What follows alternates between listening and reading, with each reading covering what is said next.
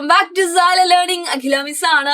നമ്മളിതാ food for health, ആഹാരം ആരോഗ്യത്തിന് പറയുന്ന ചാപ്റ്റർ അടിപൊളിയായിട്ട് തന്നെ പഠിച്ചുകൊണ്ടിരിക്കുകയാണ് അല്ലെ. ന്യൂട്രിയൻസ്, പോഷക ഘടകങ്ങളെ പറ്റിയായിരുന്നു നമ്മളിവിടെ പഠിക്കുന്നുണ്ടായിരുന്നത്.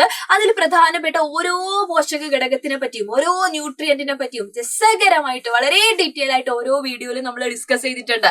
അപ്പൊ ബാക്കിയുള്ള ഒരാളെ പറ്റിയാണ് ഇന്ന് മിസ് പറയാൻ പോകുന്നത്. യെസ്, നമ്മുടെ മിനറൽസ്, ധാതു ലവണങ്ങളെ പറ്റി. ഈ ഒരു ഏരിയ എന്ന് പറയുന്നത് നമ്മുടെ ക്രിസ്മസ് എക്സാമിന് വളരെ ഇമ്പോർട്ടന്റ് ആയിട്ടുള്ളതാണ്. കാരണം ഈ ചാപ്റ്ററിന്റെ അകത്ത് നമ്മുടെ പ്രീവിയസ് ഇയർ ക്വസ്റ്റ്യൻസ് ഒക്കെ നോക്കിക്കഴിഞ്ഞാൽ ഇതിനകത്ത് നിന്നൊക്കെ ക്വസ്റ്റ്യൻസ് വന്നിട്ടുണ്ട്.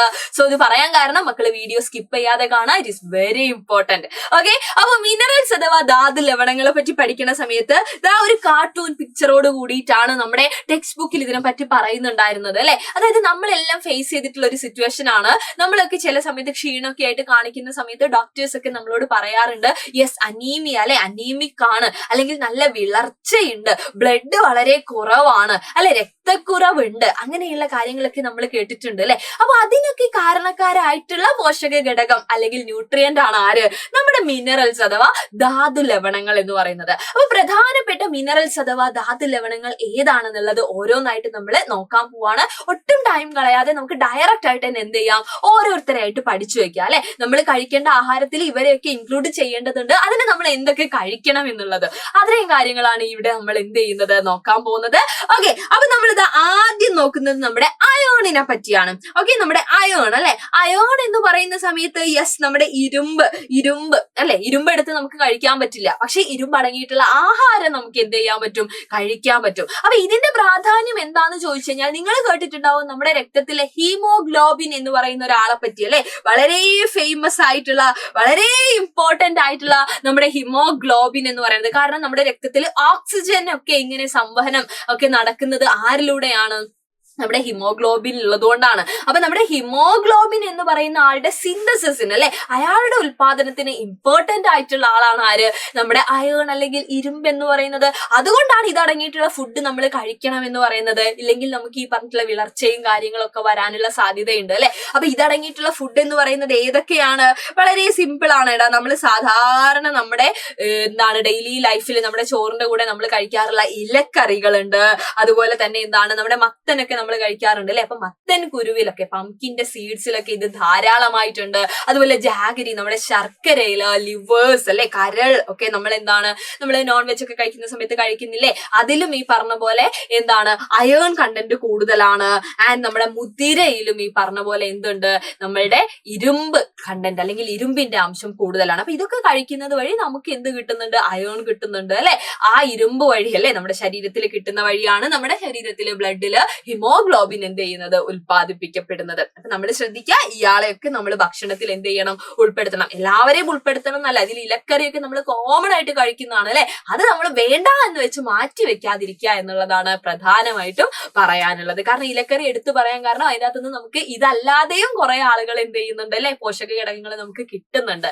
ഓക്കെ, അപ്പൊ അടുത്ത ആളെന്ന് പറയുന്നത് ആരാണ്? Yes, calcium and phosphorus. കാൽസ്യവും ഫോസ്ഫറസും നമ്മൾ സാധാരണയായിട്ട് പല്ലിന്റെ മുകളിൽ എന്തെങ്കിലും ഒരു വൈറ്റ് എന്തെങ്കിലും ഒരു പിഗ്മെന്റ് വന്നു കഴിഞ്ഞാൽ, അല്ലെങ്കിൽ നഖത്തിന്റെ മുകളിലൊക്കെ വെള്ള കളറൊക്കെ കണ്ടു കഴിഞ്ഞാൽ നമ്മൾ പറയാറില്ലേ കാൽസ്യം കുറഞ്ഞതാണെന്ന്. അപ്പൊ കാൽസ്യം ഫോസ്ഫറസ് എന്ന് പറയുന്നത് ഈ പറയുന്ന പോലെ തന്നെ നമ്മുടെ ബോൺസ്, നമ്മുടെ എല്ലുകളുടെയും അതുപോലെ നമ്മുടെ പല്ലുകളുടെയും അതുപോലെ തന്നെ നമ്മുടെ നാഡികൾ അല്ലെ, നെർവ്സിന്റെ ഒക്കെ പ്രവർത്തനത്തിൽ ഇമ്പോർട്ടന്റ് ആയിട്ടുള്ള പങ്ക് വഹിക്കുന്ന ആളാണ് കാൽസ്യവും ഫോസ്ഫറസും. അപ്പൊ കാൽസ്യം ഫോസ്ഫറസ് എന്ന് പറയുമ്പോൾ ആദ്യം നിങ്ങൾ ആലോചിക്കേണ്ടത് നമ്മുടെ എല്ലും പല്ലുമാണ് അല്ലെ, നമ്മുടെ ശക്തി ആലോചിക്കുക നിങ്ങൾ. അപ്പൊ എല്ലിന്റെയും പല്ലിന്റെയും ഒക്കെ ആരോഗ്യത്തിന് ഇമ്പോർട്ടന്റ് ആണ് ആര്? കാൽസ്യവും ഫോസ്ഫറസും എന്ന് പറയുന്നത്. അപ്പൊ ഇതടങ്ങിയിട്ടുള്ള ഭക്ഷണം എന്ന് പറയുന്നത് ഏതൊക്കെയാണ്? യെസ്, നമ്മൾ കഴിക്കുന്ന നമ്മുടെ ഏത്തപ്പഴം, നമ്മുടെ വാഴപ്പഴം, അതുപോലെ ടെപ്പിയോക്ക, നമ്മുടെ മരച്ചീനിയുണ്ട്. ആൻഡ് നമ്മുടെ പാൽ ഉൽപ്പന്നങ്ങൾ, നേരത്തെ പറഞ്ഞ ഇലക്കറികള്, ചേന, ഇതിലൊക്കെ നമ്മൾ ഈ പറഞ്ഞിട്ടുള്ള കാൽസ്യവും ഫോസ്ഫറസും ഒക്കെ ഉണ്ട്. അപ്പൊ നിങ്ങൾ ആലോചിക്കുക, നോർമൽ ഫുഡാണ് അല്ലെ, എക്സ്ട്രാ ഒന്നും വേണ്ട. പക്ഷെ നമ്മൾ കഴിക്കുമ്പോൾ ഇതൊക്കെ മാറ്റി വെച്ച്, ഇതൊന്നും ഇഷ്ടമല്ല എന്ന് വിചാരിച്ച് നമ്മൾ മാറ്റി വെക്കാറുണ്ട് അല്ലെ. അങ്ങനെ ചെയ്യാതിരിക്കുക. അപ്പൊ പാലുൽപ്പന്നങ്ങൾ എന്ന് പറയുന്ന സമയത്ത് പാലായിക്കോട്ടെ, മോരായിക്കോട്ടെ, തൈരായിക്കോട്ടെ, ഇതിലൊക്കെ ഈ പറഞ്ഞ കാൽസ്യം ഫോസ്ഫറസും ഒക്കെ ഉണ്ട്. അപ്പൊ അതൊക്കെ നമ്മുടെ ശരീരത്തിന് ആവശ്യമായിട്ടുള്ള മിനറൽ അഥവാ ധാതു ലവണമാണ് അല്ലെ. നെക്സ്റ്റ് നമ്മുടെ ഇമ്പോർട്ടന്റ് ആയിട്ടുള്ള സോഡിയം ആണ്. നിങ്ങൾ ചിലപ്പോൾ കേട്ടിട്ടുണ്ടാവും പ്രായമാവുന്ന ആളിലൊക്കെ സോഡിയം കുറഞ്ഞിട്ട് തളർന്നു പോകുന്ന അവസ്ഥയൊക്കെ. അതിന്റെ കാരണം എന്താന്ന് വെച്ച് കഴിഞ്ഞാൽ ഈ സോഡിയത്തിന്റെ പ്രധാനപ്പെട്ട ധർമ്മം എന്ന് പറയുന്നത് നമ്മുടെ ശരീരത്തിന് ആവശ്യമായിട്ടുള്ള വാട്ടർ, ജലം വേണമല്ലോ, ശരീരത്തിന്റെ എല്ലാ പ്രവർത്തനത്തിനും ജലം വേണമല്ലോ, നമ്മൾ പഠിച്ചിട്ടില്ലേ, അത് നിലനിർത്തുക എന്നുള്ളതാ. അപ്പൊ സോഡിയം കുറഞ്ഞു പോയി കഴിഞ്ഞാൽ അതിന്റെ അർത്ഥം നമ്മുടെ ശരീരത്തിന് ആവശ്യമായിട്ടുള്ള ജലം ശരീരത്തിൽ നിൽക്കില്ല അല്ലെ. അതനുസരിച്ച് നമുക്ക് ക്ഷീണം വരും, നമ്മൾ കുഴഞ്ഞു പോവും, പലതരത്തിലുള്ള പ്രശ്നങ്ങൾ നമുക്ക് പിന്നാലെ വന്നുകൊണ്ടേയിരിക്കും. അപ്പൊ സോഡിയം നിലനിർത്താൻ വേണ്ടിയിട്ട് നമ്മൾ ചെയ്യുന്ന കാര്യം എന്ന് പറയുന്നത് എന്താണ്? യെസ്, നമ്മൾ സാധാരണ നമ്മുടെ കോമൺ സോൾട്ട് ഇല്ലേ, നമ്മുടെ കറിയുപ്പിൽ ധാരാളമായിട്ട് എന്തുണ്ട്? സോഡിയം ഉണ്ട്. എന്ന് വെച്ചാൽ ഒരുപാട് ഒരു പാക്ക് ഉപ്പ് ഒരു ദിവസം കഴിക്കണം എന്നല്ല അല്ലെ, ഒരു നുള്ളുപ്പേ നമ്മൾ കൂട്ടുന്നുള്ളൂ. അതിൽ കൂടെ നമുക്ക് എന്ത് കിട്ടുന്നുണ്ട്? സോഡിയം കിട്ടുന്നുണ്ട്. അപ്പൊ സോഡിയത്തിന്റെ ഇമ്പോർട്ടൻസ് മക്കള് ഓർത്തു വെക്കുക. അപ്പൊ ഭക്ഷണം ഓർത്തു വെക്കാൻ ഇവിടെ ഒരു പ്രശ്നമില്ല അല്ലെ. സോൾട്ട് നമ്മുടെ എന്താണ്? കോമൺ സോൾട്ട്, കറിയുപ്പ് ഓർത്താ മതി. നെക്സ്റ്റ് നമ്മുടെ അയോഡിൻ ആണ്. അയോഡിൻ എന്ന് പറയുമ്പോൾ ചിലപ്പോൾ മക്കള് കേട്ട് വലിയ പരിചയം ഇല്ലാത്ത ഒരാളായിരിക്കും അല്ലെ, പക്ഷെ ഇയാള് നമ്മുടെ ശരീരത്തിന് അത്യാവശ്യമായിട്ട് വേണ്ട ആളാണ്. അതായത് മക്കള് കേട്ടിട്ടുണ്ടാവും തൈറോയിഡ് എന്നൊക്കെ മക്കള് ചിലപ്പോൾ കേട്ടിട്ടുണ്ടാവും. മുതിർന്ന ആളുകളൊക്കെ സംസാരിക്കുന്നതിന്റെ ഇടയിൽ തൈറോയിഡ് എന്ന് പറയുന്ന ആ ഒരു ടേം മക്കള് കേട്ടിട്ടുണ്ടാവും അല്ലെ. അപ്പൊ നമ്മുടെ ഗ്രന്ഥിയിൽ തൈറോയിഡ് ഗ്രന്ഥിയുടെ പ്രവർത്തനത്തിന് അത്യാവശ്യമായിട്ടുള്ള ആളാണ് ഈ പറഞ്ഞിട്ടുള്ള അയോഡിൻ എന്ന് പറയുന്നത്. അതുപോലെ തന്നെ നമ്മളുടെ എന്താണ് ആ നല്ല രീതിയിലുള്ള നമ്മളുടെ വളർച്ചയ്ക്ക്, അതായത് മെന്റൽ ഗ്രോത്ത്, മാനസികമായിട്ടുള്ള വളർച്ചയ്ക്കും ആരാവശ്യമുണ്ട്? അയോഡിൻ നമുക്ക് ആവശ്യമുണ്ട്. അപ്പൊ നിങ്ങൾ പരസ്യത്തിലൊക്കെ കേട്ടിട്ടുണ്ടാവും അയോഡിൻ ചേർത്ത ഉപ്പ് കഴിക്കാന്നൊക്കെ. അപ്പൊ നമ്മൾ ടെസ്റ്റ് ഒക്കെ ചെയ്തിട്ട് അയോഡിനൊക്കെ കുറവാണെങ്കിൽ നമ്മൾ എന്താ ചെയ്യുക? അയോഡിൻ അടങ്ങിയിട്ടുള്ള ഭക്ഷണം എന്ന് പറയുന്ന സമയത്ത് നമ്മുടെ സീ ഫുഡ്സ് ഒക്കെ, അതായത് നമ്മുടെ ഫിഷ് ഒക്കെ കഴിക്കാറില്ലേ, നമ്മൾ കടലിലുള്ള മത്സ്യങ്ങളൊക്കെ കഴിക്കാറില്ലേ, അതുവഴിയൊക്കെ നമുക്ക് അയോഡിൻ കിട്ടാറുണ്ട്. എന്നാൽ ഇത് കഴിക്കാത്ത ആളുകളാണെങ്കിൽ ചിലപ്പോൾ അയോഡിൻ എന്ത് ചെയ്യാനുള്ള ചാൻസ് ഉണ്ട്? ഡെഫിഷ്യൻസി ആയിട്ട് അല്ലെ, അയോഡിൻ കുറഞ്ഞു പോകാനുള്ള ചാൻസ് ഉണ്ട്. അതുവഴി നമുക്ക് പല രീതിയിലുള്ള രോഗങ്ങളും വന്നുപെടാനുള്ള ചാൻസ് ഉണ്ട്. അപ്പൊ അത് കുറയ്ക്കാനായിട്ട് നമ്മൾ എന്ത് ചെയ്യും? അയഡൈസ്ഡ് സോൾട്ട് അവൈലബിൾ ആണ്. അതായത് എന്താണ്? അയോഡിൻ ചേർത്ത ഉപ്പ് നമുക്ക് കിട്ടും. നമ്മൾ നേരത്തെ കറിയുപ്പ് പറഞ്ഞില്ലേ, അതേപോലെ അയോഡിൻ ചേർത്ത ഉപ്പ് നമുക്ക് കിട്ടും, കോമൺ സോൾട്ട് അല്ലാതെ. അപ്പൊ അത് കഴിക്കുന്നത് വഴി നമുക്ക് എന്ത് ചെയ്യാം? ഈ അയോഡിൻ കുറവുണ്ടെങ്കിൽ അത് നമുക്ക് നികത്തി എടുക്കാനായിട്ട് പറ്റും.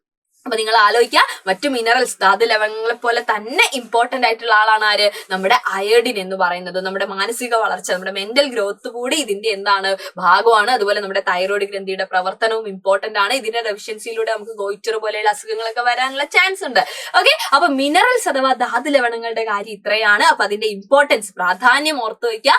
അതുപോലെ അത് ഏതൊക്കെ ഫുഡിൽ നിന്നാണ് കിട്ടുക എന്നുള്ളതും ഓർത്തു വെക്കുക. അപ്പൊ അത്രയും കാര്യങ്ങളാണ് ഇതിനകത്ത് നമുക്ക് പഠിക്കാനുള്ളത്. സോ ഇനി മക്കൾ ഓർക്കേണ്ടത് നമ്മുടെ വജ്ര ബാച്ചിന്റെ കാര്യമാണ്. അപ്പൊ ആരെങ്കിലും നമ്മുടെ വജ്ര ബാച്ചിൽ ജോയിൻ ചെയ്യാത്തവരുണ്ടെങ്കിൽ പെട്ടെന്ന് തന്നെ ഈ കാണുന്ന നമ്പറിൽ കോൺടാക്ട് ചെയ്തിട്ട് നിങ്ങളുടെ അഡ്മിഷൻ ഉറപ്പിക്കുക. നമ്മുടെ ക്രിസ്മസ് എക്സാം വരുവാണ്. അടിപൊളിയായിട്ട് ഉഷാറായിട്ട് പഠിച്ചിട്ട് നമുക്ക് എന്ത് ചെയ്യണം? ഫുൾ മാർക്ക് എല്ലാ സബ്ജക്റ്റിലും നമുക്ക് ഉറപ്പിക്കണം. സോ അതിന് വേണ്ടിയിട്ട് എല്ലാവരും നമ്മുടെ വജ്ര ബാച്ചിൽ ജോയിൻ ചെയ്യുക.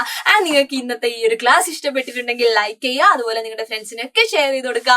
സബ്സ്ക്രൈബ് ചെയ്യാനും മക്കൾ മറക്കണ്ട. നമുക്ക് വീണ്ടും കാണാം. അതുവരെ എല്ലാവർക്കും thank you so much and by.